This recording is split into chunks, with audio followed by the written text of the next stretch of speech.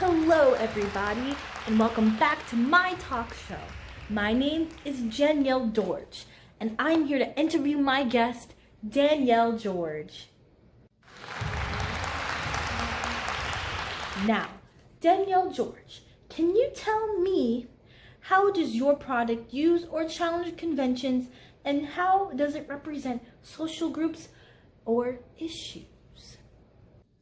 My magazine challenges conventions of magazine media by displaying more bright and playful colors on the double-page spread and the table of contents. As you can see on the table of contents, I use colorful graphics to make the page seem complete and more interesting, as the audience can notice the page better and be more intrigued to read it. Adding pictures to hint on who the headliner will be referencing to will also make the viewer curious to see the double page spread.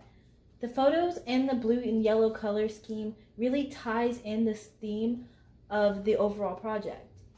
As for the impact on social issues, my magazine features a plus-size model.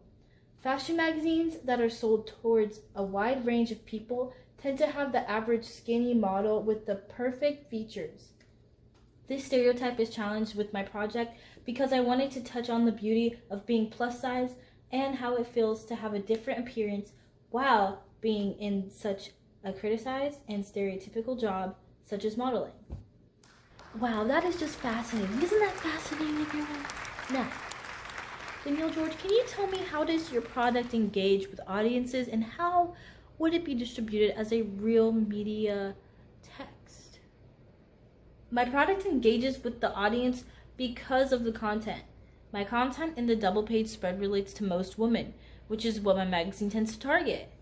Because of its vulnerability and its embracement of women and their body types, it opens up the controversy of if women are really represented in a healthy way in the fashion industry. Features from the front cover discussing makeup, outfits, and self-care are often what women talk about when they discuss the fashion industry. These factors will relate to my target audience. The use of bright colors, aesthetic pictures will also grab the attention of consumers. If it were a real project, digital media will be a big part of the distribution process, whereas some magazine companies prefer to publish articles online to get their audience without them having to stress out about leaving their house or their daily activities. Getting published and produced traditionally is another strategy I would use. Common distribution in stores like Walmart, Target, or even newsstands will also be where I plan to be selling my product. Wow, that's great. So I want you to answer this question for me, Danielle George. How did your production skills develop throughout this project? My production skills have actually increased greatly when it comes to knowing how to edit photos and properly organize pages of a magazine. I have some experience with editing photos for fun, but I have never edited photos to make them look professional. This was my first time using Photoshop to edit pictures. The thing I learned while using Photoshop was to be patient with your editing and realize when to fix tones when they look too vivid and unrealistic. With the front cover photo, editing the skin to have a sunset look was very hard because it would either look too orange or too red. Balancing out colors was a fun thing to learn.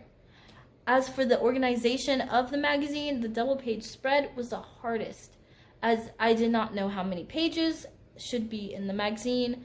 I was not sure how to effectively and neatly compact or place the table of contents, and I was unsure of which format I should take because I had 3 different templates and I had to choose one of them, which I believe that I chose the best one for space, readability, and appearance.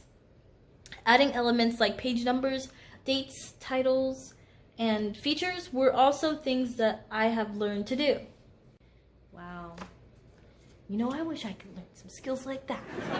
Very useful. Now, the last question of the night, folks. The last question of the night. How did you integrate technologies? You know, what was your hardware, software? What apps did you use? What did you use?